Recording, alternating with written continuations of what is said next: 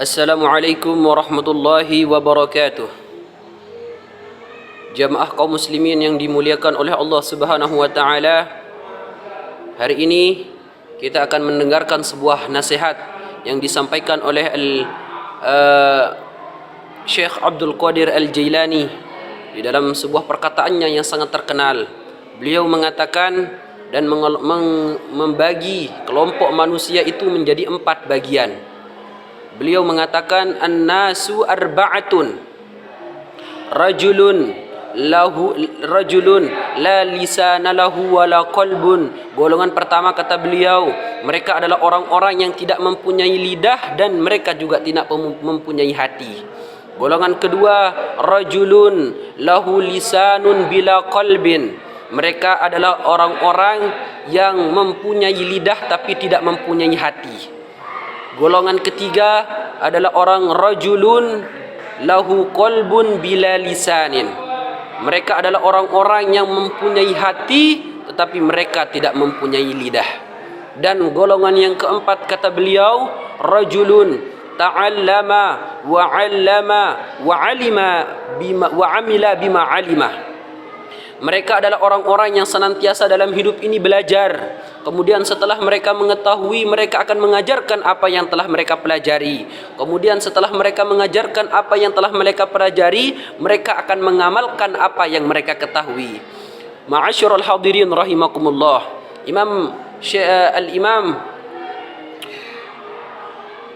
Syekh Abdul Qadir Al-Jailani menginformasikan dan memberitahukan kepada kita bahwasanya yang pertama, golongan yang dimaksudkan oleh Imam Al-Ghazali, Syekh Abdul Qadir Al-Jailani tersebut adalah rajulun la lisana lahu wala qalbun. Mereka adalah golongan manusia yang Allah tidak berikan kepada mereka lidah dan tidak Allah berikan kepada mereka hati. Artinya lidah mereka keluh daripada zikir kepada Allah. Artinya lidah mereka tidak pernah menyebut kebesaran dan asma-Nya Allah Subhanahu wa taala.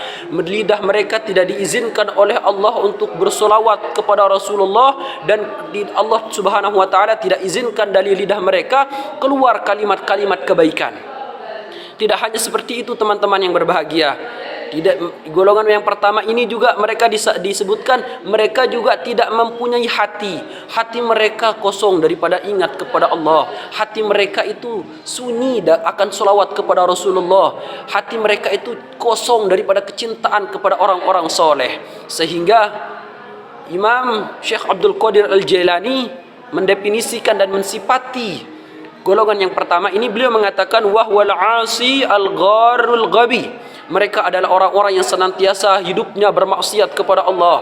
Mereka yang kehidupannya senantiasa lalai akan aturan-aturan Allah Subhanahu wa taala dalam hidup ini. Dan mereka termasuk orang-orang al-ghar, orang-orang yang tertipu oleh tipu daya dan muslihat hidup ini. Mereka juga al-ghabi, mereka juga adalah orang-orang yang bodoh tentang ilmu agamanya. Mereka adalah orang-orang yang jahil terhadap syariat yang diturunkan Allah kepadanya. Sehingga apa? Fahdhar an takuna minhum, kata Syekh Abdul Qadir Al-Jailani. Maka berhati-hatilah kalian jikalau seandainya kalian termasuk dari golongan yang ini.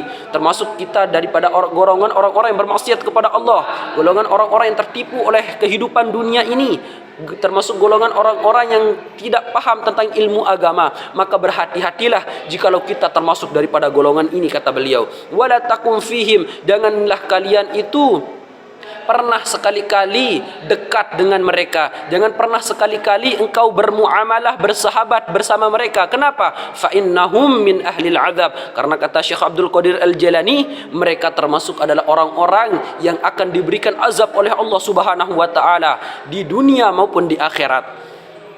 Kemudian kata Syekh Abdul Qadir Al-Jailani, golongan yang kedua adalah rajulun lahu lisanun bila qalbin. Adalah orang-orang manusia yang Allah Subhanahu wa taala hidupkan di dunia ini, mereka punya lidah tapi mereka tidak punya hati. Artinya apa? Mereka memang fayantiqu bil hikmati.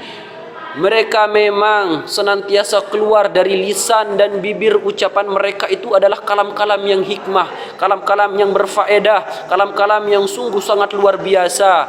Wala ya'mal bihi, tetapi perkataan-perkataan yang sungguh sangat menyentuh hati tersebut orang-orang ini tidaklah mereka kerjakan. Yad'un nas ila Allah azza wa jalla, mereka senantiasa mengajak manusia ke jalan Allah Subhanahu wa taala, wa yafirru minhu, akan tetapi di saat yang sama orang-orang tersebut lari daripada Allah Subhanahu wa taala. Mereka mengajak manusia dan jamaah kepada solat, tetapi dia jarang menunaikan solat. Mereka adalah orang-orang yang pandai berlihai dan bersilat kata di dalam podium maupun mimbar-mimbar yang ada di dalam masjid maupun di luar sana. Sungguh kata Imam Al-Ghazali, fab'ud minhu, maka menjauhlah dari orang-orang yang seperti ini. Kenapa? Bi an la yakhtifuka biladzi lisani, hingga kamu tidak tergelincir oleh manisnya perkataan yang ia lonturkan, tetapi sayang tidak dia amalkan. Kemudian golongan yang ketiga dikatakan oleh Syekh Abdul Qadir Al-Jailani, rajulun lahu qalbun bila lisanin. Mereka adalah manusia yang Allah ciptakan di dunia ini, mereka mempunyai hati tetapi mereka tidak mempunyai lidah. Artinya apa? Wa huwa mu'minun satarahullahu an khalqihi. Mereka adalah orang-orang yang memang beriman kepada Allah dengan iman yang ikhlas lillahi ta'ala, tetapi mereka disembunyikan oleh Allah di kalangan manusia-manusia. Jarang orang yang mengetahuinya, jarang orang yang mendekatinya, jarang orang yang berguru kepadanya. Wa huwa waliyun min auliyaillah, dia adalah orang-orang yang menjadi kekasihnya Allah Subhanahu wa taala di dunia ini. Mahfuzun min sitrillah, yang dimana kehidupan mereka senantiasa dijaga oleh Allah Subhanahu wa taala. Dijaga itu artinya bukan tidak mempunyai dosa, tapi dijaga oleh Allah Subhanahu wa taala artinya adalah ketika mereka berbuat salah, mereka senantiasa segera bertaubat kepada Allah, digerakkan hatinya oleh Allah untuk segera kembali kepada Allah. Itulah hakikat penjagaan dari Allah Subhanahu wa taala.